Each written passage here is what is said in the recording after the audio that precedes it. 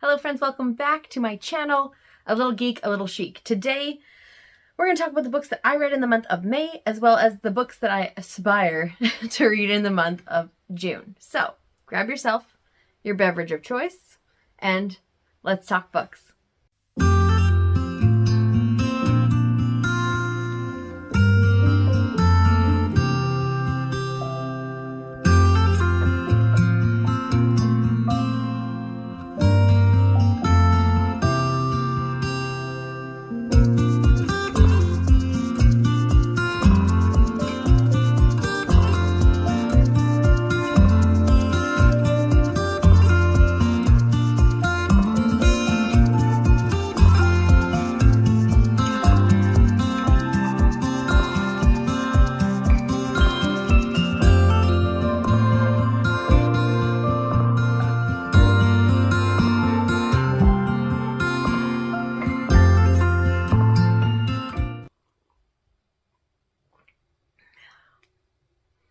Coffee's always more fun when it's in like a sparkly mug. Am I right? This is a tea mug, but you know what? I felt it today, so I'm using it for my coffee. It's good. Okay, so I'm going to put that over here for now. Stay. Good mug. And let's talk books. So let's start with the books that I read in the month of May. So I was sure I read 4 books in the month of May, but I can only find 3, and I can't for the life of me, I'm looking around right now, remember what the 4th book was.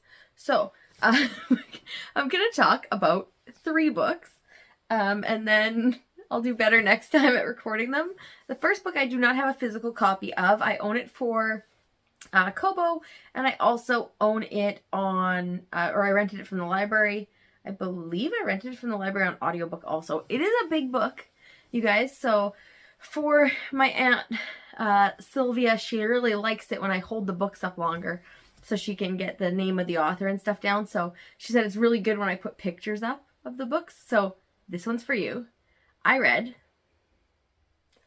Fourth Wing.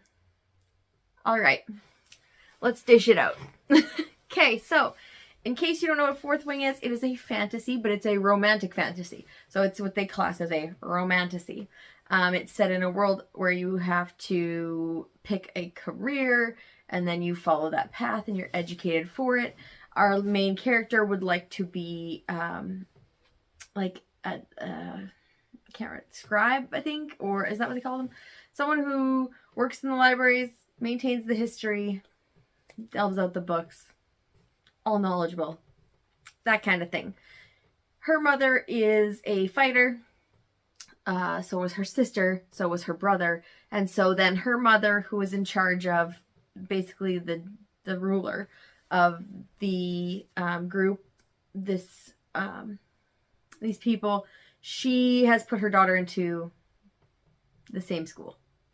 So her daughter really doesn't have a choice in what she gets to be, and since her father has passed, he can't be on her side for the scribe portion of it, what she really wants to be, and that's what she wants to be. But she decides she is going to make the best of it, and she is going to go out and she's going to be the best dragon fighter, tamer, rider, and she is going to link with a dragon, and it's going to be great. And she doubts herself a lot, and her family doubts her, and then she turns out to be very, very powerful. So that is the synopsis. I didn't give anything away. I didn't spoil anything. So please read it. It is a good book. It is a good book. It is very spicy. So the first book is very spicy. I am glad I read it so that I know what all the hype is about. The romance between the main character and the morally gray, potentially, love interest is fantastic. I really enjoyed the plot between them. You didn't find out as much in the world building as to why certain people in this community, our kingdom, are at odds with each other internally or in the background. You don't find out a lot about it. Just that some of the group is the children of the adults who had rebelled against the the ruling class, basically. And then now these children are set to pay for what their parents did for eternity. And that's kind of a cool background. I wish we would have learned more about the why and the how that all came to be, but we don't really. And I think that from what I have heard, that comes in the second book. I don't know that I'm going to read book 2. I might talk to my friend over at Bookshelf Bunny, Kim, and see what she thought, if she's read book 2 yet. I did like book 1. It was fast-paced. There was a lot there. If you like romance and fantasy, the romantasy genre, it is real in this book. But I've heard the book 2 is very world-buildy and not... You don't get as much focus on the characters, and the draw isn't there as much as book 1. So that kind of makes me like, ooh, because I'm new to the fantasy genre. Like, I'm not super new. I've read fantasy books before and world building books before, but like Lord of the Rings, the first one, I haven't read the whole series. The Hobbit, yeah, sure. But like, I'm not into the huge, I haven't read any huge big books. I'm just looking on my shelf right now. Children of Blood and Bone, fantastic book. Children of Virtue and Vengeance, good book, but not as good as the first one. That's my opinion. The Caraval series, loved it. The Night Circus,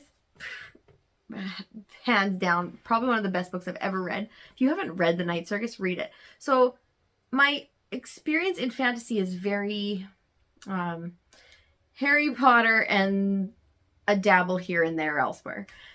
So this was a book that was good and kept my interest, and the world building wasn't too heavy.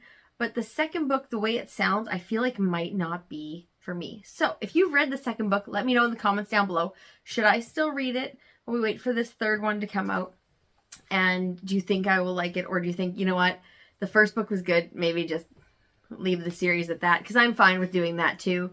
I don't want to delve so much time, like just devote all this time to this series and have it be disappointing and maybe throw me off the fantasy wagon, because I have so many more fantasy books that I want to read, and soon. So that is the first book that I read.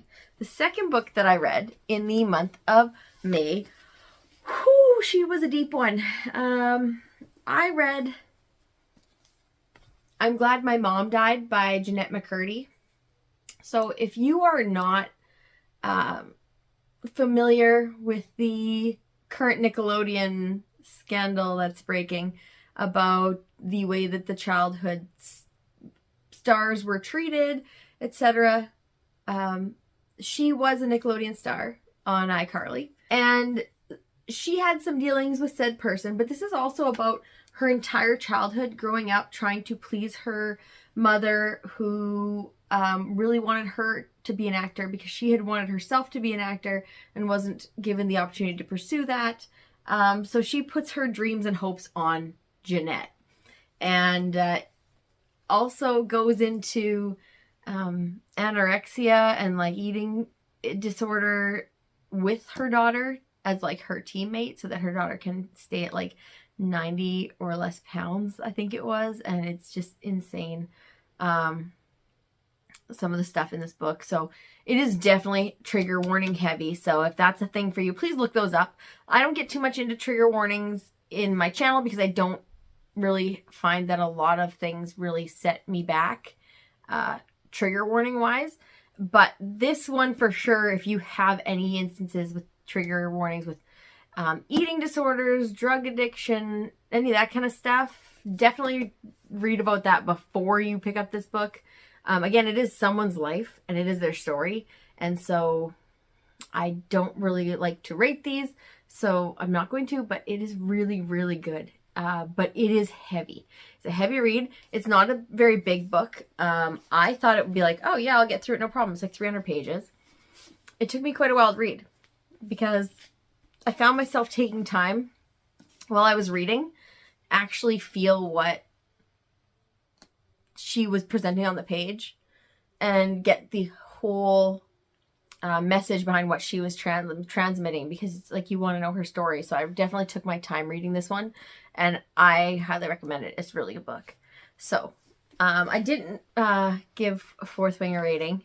If I was to give Fourth Wing a rating, because I forgot to, my apologies, I would give it probably, I wouldn't say it's the best story I ever read. So probably like a 4-ish, maybe 3.5 actually.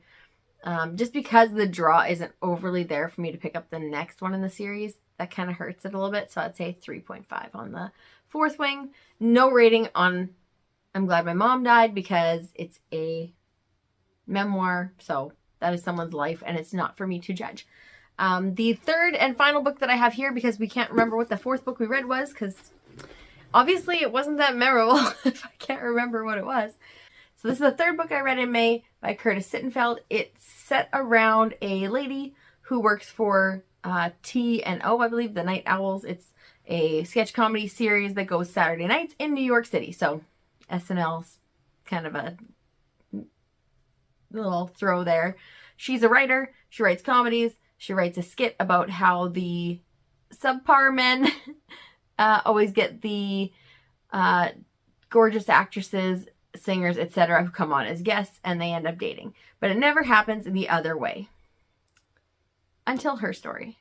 When a musical guest comes on and they fall for each other, and what ensues. This was a good book. I was expecting something totally different.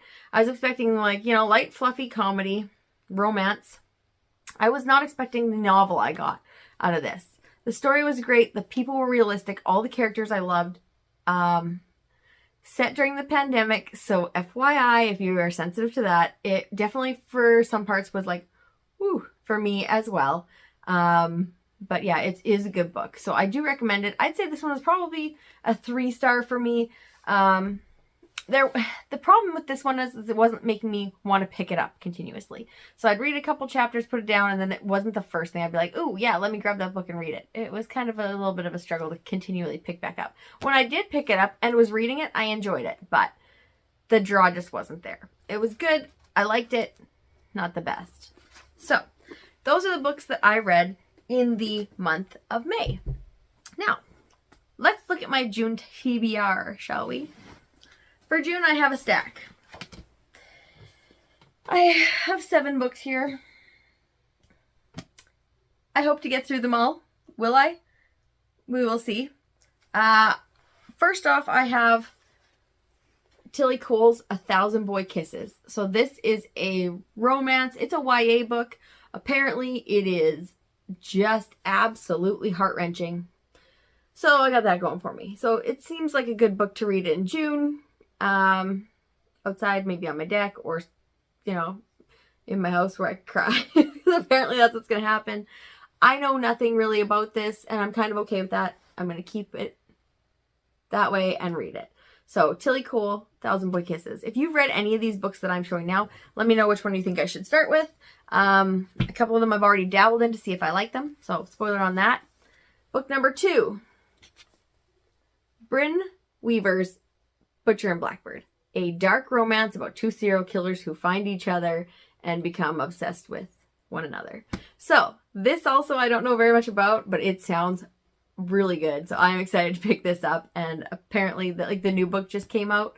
So, I'm going to read this one and see what I think, and maybe pick up the next one in the anthology kind of thing. It's not really like a series. It's just like a book in a grouping of dark romances that this author is writing. I also have this book that needs to be finished. I only got like 40 pages in, so I'm going to start again. And that's Lessons in Chemistry by Bonnie Garmus. I can never know if I'm pronouncing people's names right, so sorry if I didn't pronounce your name right. This is a book about a lady who is a chemist.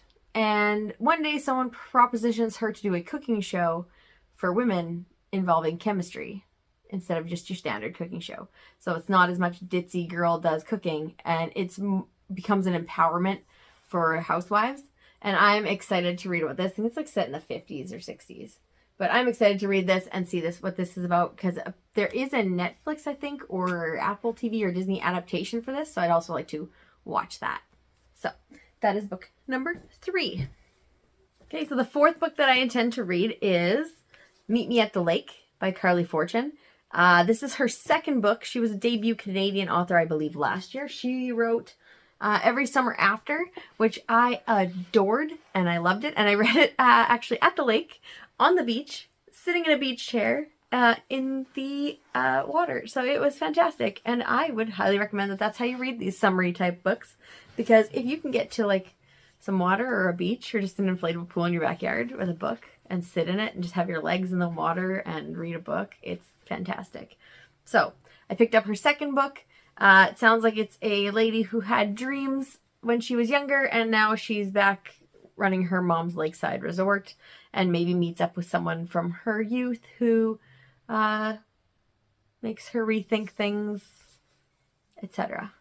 So excited about this one. I will pick this one up hopefully this month as well, because she does have another one that just came out that my friend borrowed that you saw in my book haul. If you have not, my book haul is going to be linked down below, so you can check those out. I had a large book haul and the new 3rd book that she's written is in it. Next up, I have a cozy mystery-esque, and it is called The Thursday Murder Club. It is about a group of senior citizens who live in a retirement village, and they decide that they are going to be sleuths and solve cold case files. So they meet in the puzzle room, because that's where you solve the puzzles, the jigsaw puzzles, on Thursday evenings, and they solve mysteries, or attempt to solve mysteries. And the cast of characters that are in this Thursday Murder Club just sound delightful and quirky, and I am here for it. So that is also on the list for June. I love good cozy mysteries in the summer, so there will be more of those in my TBR for July, I'm sure. So if you like those too, tell me some of your favorites down below. I'm a big fan of them.